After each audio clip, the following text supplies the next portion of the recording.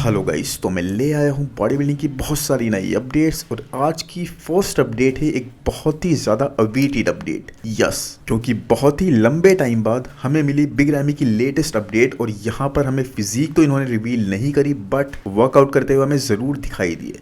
ये पोस्ट करी गई थी एलजी मसल नाम का एक इंस्टाग्राम पर पेज है वहाँ पर, एंड यहाँ पर बिग रैमी हमें बारबेल कर्ल्स करते हुए दिख गए। और साथ में लिखा भी है कि आर्नो क्लासिक 2025 क्वेश्चन मार्क। मतलब एक तरह से क्वेश्चन रेस करा जा रहा है कि जिस तरह से बिग रैमी यहाँ पर दिख रहे थे, जिस तरह से ट्रेन कर रहे थे, इससे क्या ऐसा लग रहा है कि क्या ये आर्नो क्लासिक 2025 में हमें कंपीट करते हुए दिख जाएंगे। चलिए इस बारे में आगे चलकर इसी वीडियो के अंदर हम डिटेल में बात करेंगे। उससे पहले अगर मैं बिग रैमी के अपीयरेंस के बारे में थोड़ी बात करूं आपके साथ, तो देखो फिजिक तो इतनी ज़्यादा कुछ रिवील नहीं हो रही है, बट साथ के साथ बिग रैमी की कदकाठी कुछ ऐसी है कि बिना फिजिक के रिवील हुए भी आप समझ ही सकते हो how crazy massive he is and किस तरह से कहाँ पर ऑपरेट करते हुए दिख रहे हैं।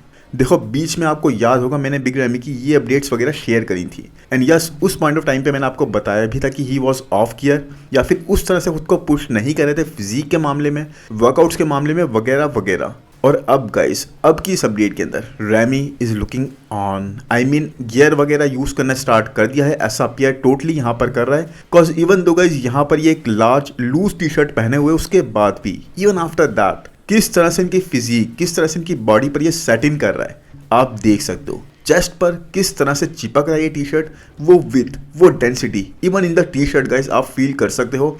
और ये चीज बहुत ही कम एथलीट्स के बारे में हम बोल सकते हैं। ये कमाल है बिग रैमी की फिजिक का। He is just so damn wide कि सैमसन को एक्चुअल में guys in terms of muscle mass, in terms of depth, in terms of with अगर कोई टक्कर दे सकता है या बीट कर सकता है, इवन विद द कंडीशन वाला एस्पेक्ट, क्योंकि कंडीशन बिग रैमी भी बहुत ही जबरदस्त लेके आते हैं, वो भी इतने जबरदस्त साइज के साथ। तो अगर सैमसन को इस वक्त गाइस इस लाइनअप पर अगर कोई चैलेंज दे सकता है तो वो है सिर्फ और सिर्फ बिग रैमी। यस, अब आप लोग बोलोगे एंड्रू जैक भी है, भाई एंड्रू में मैं मानता हूँ है दम, मैं अग्री करता हूँ आपके साथ, बट वो उसे कैपिटलाइज कर ही नहीं पाते, खास तौर पे मिस्टर ओलंपिया के स्टेज पर। कोई भी मिस्टर ओलंपिया अपीयरेंस में एंड्रू कंडीशन नहीं आई या फिर उतने टाइटन नहीं आए, हमेशा एक सॉफ्टनेस कैरी करते हुए दिखाई दिए, हमेशा 90% 80% पे दिखाई दिए। और इसलिए उन पे इतना ज़्यादा हम इस चीज़ को लेके अभी तो ट्रस्ट नहीं कर सकते जब तक he actually gives us a reason उन पे ट्रस्ट करा जाए। कोई भी मिस्टर ओलंपिया अपीयरेंस में हमें ऐसे ही दिखा गाइस, हमेशा एक तरह से डिसअपॉइंटमेंट रही। अब आप बोलोगे कि भाई टॉप 5 आए हैं 2 बार, वो आप बोलो डिसअपॉइंटमेंट,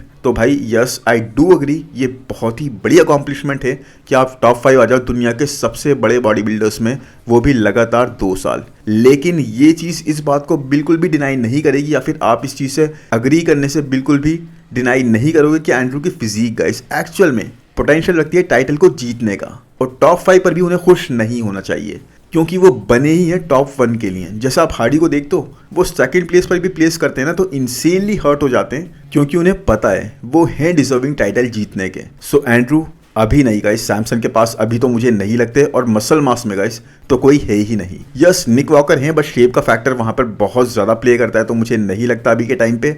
बाकी Big Ramy guys, Big Ramy is our last hope अभी के लिए तो, अगर ये रिटर्न करते हैं। बट क्या big ramie at the same time आर्नो classic में compete करने के लिए तैयारी कर रहे हैं? पॉसिबिलिटीज़ हैं तो सही गाइस, बट उतनी नहीं है जिससे कि लगे कि यस ये कर रहे हैं। जैसे कि अभी मान लो 10% चांसेस हैं ये कर रहे हैं compete, बाकी 90% ऐसे हैं कि compete नहीं कर रहे हैं। Unless and until big ramie कुछ अनाउंस कर दें, और तब की बात हम तब भी करेंगे। बाकी बिग रैमी की ये ज़बरदस्त अपडेट देखने को मुझे बहुत अच्छा लगा, और मैं आपके साथ भी शेयर करना चाहता था, because he is looking in his aura, और साथ में अपनी फिजिक, अपनी मसल मास, मतलब बिगर जो साइज ये कैरी करते हैं ना, एक ज़बरदस्त फीक वाला, वो शो कर रहे हैं हमें टी शर्ट के अंदर भी। बाकी एनीवेज इसके बाद अगर बात करें नेक्स्ट अपडेट की, तो वो है हार्डी चूपन की। हार्डी ने एक और फिजिक अपडेट पोस्ट कर दी है, यहाँ पर अपडेट इतना मैटर नहीं करेगी गाइस जितना कि यहाँ पर कैप्शन मैटर करेगा। अब अपडेट क्यों मैटर नहीं करेगी ऐसा मैं क्यों बोल रहा हूँ, क्योंकि हो सकता है ये एक ओल्ड अपडेट हो, क्योंकि हार्डी ने कंफर्म कर दिया है गाइस कि वो इस बार के आर्नोल्ड में compete नहीं करेंगे, वो एक गैप लेंगे।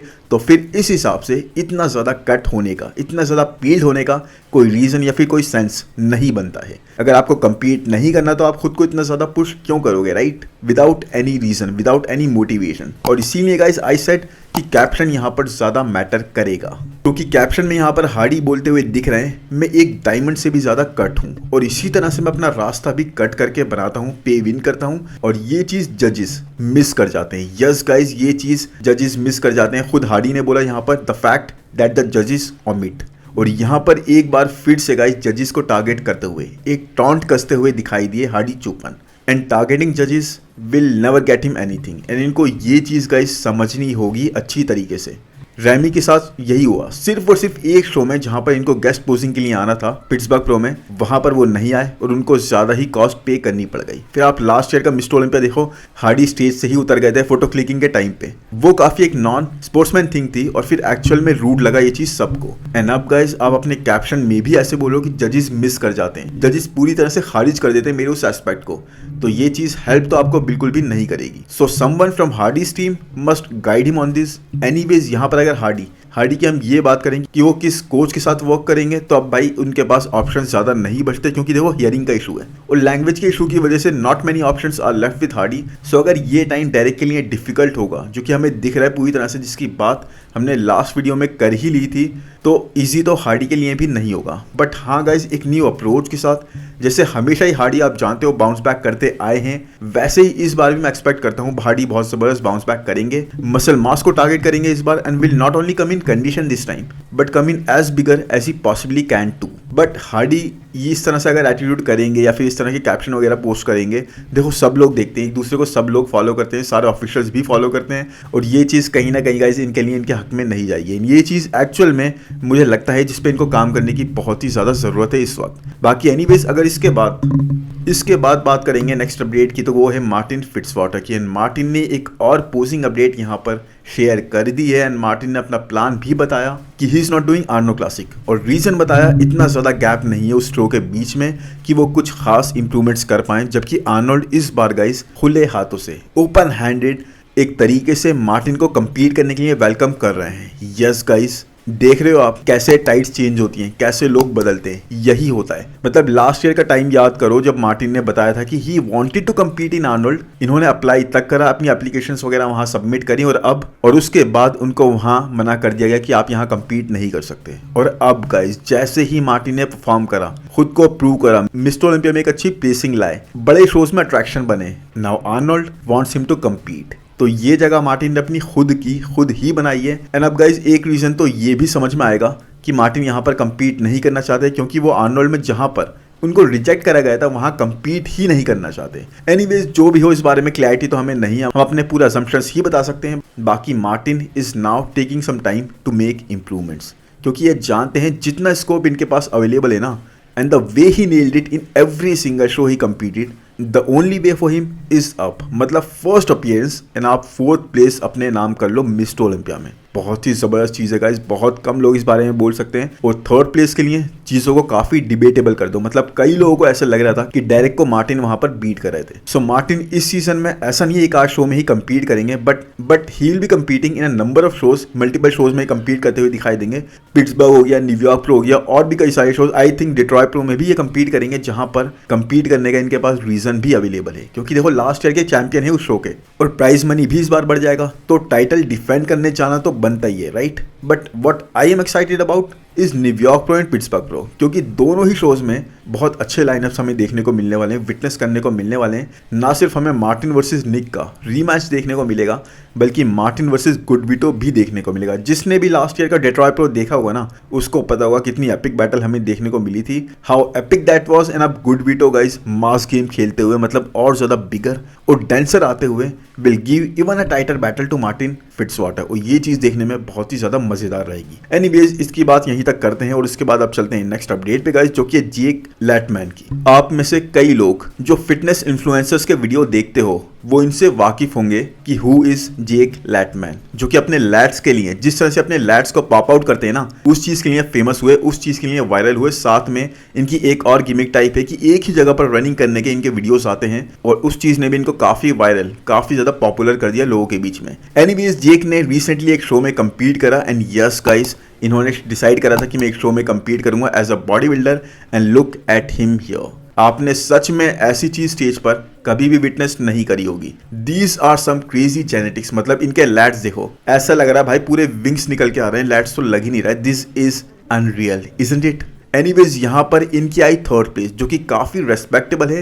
एंड यूजुअली हम देखते हैं इन्फ्लुएंसर्स जब भी कंपीट करते हैं तो ऐसी चीज नहीं देखने को मिलती कि इतनी अच्छी कंडीशन आ जाए, इतने टाइटल आ जाए। एनीवेज यहाँ पर डिसेंट कंडीशन गाइस, बहुत ही इंप्रेसिव दिखाई दिया। मतलब लोगों ने एक्सपेक्ट नहीं करा था कि इतने ज्यादा ही अच्छे आ जाएंगे। The lad guy is hilarious guys, मतलब इट इज इंप्रेसिव। इनके पास काफी अच्छा एक नाइस फ्रेम है और काफी यंग है। तो मुझे याद है विंस टेलर का डांस जो उन्होंने स्टेज पर करा था, क्राउड क्रेजी हो गया था। बाकी काई ग्रीन का भी आपको याद होगा, साथ में फ्लेक्स व्हीलर ने भी अपने अर्ली करियर में जब वो स्प्लिट वगैरह करते थे, थोड़ा सा हल्का सा डांस भी करते थे, वो चीज़ें बहुत ही एपिक लगती थी, देखने में बहुत ज़्यादा मज़ा आता था। और अब वही चीज़ यहाँ पर ये थोड़ा सा करते हुए दिखाई दिया तो क्राउड वेंट क्रेजी। मतलब इनके सोशल मीडिया के पोस्ट अगर मैं जज करूँगा इस, तो इनकी कंडीशन बहुत अच्छी थी यहाँ पर। He definitely has a solid base अगर ये कंपीट करना चाहते तो, बट इनको टैन थोड़ा सा डार्कर करना होगा। यहाँ पर अगर टैनिंग इनकी थोड़ी सी और डार्कर साइड पे होती तो ये और ज़्यादा बेटर लगते। बट यस गाइस, ये हिलेरियस था, ये फन था और साथ में बहुत ही ज़्यादा इंप्रेसिव भी था।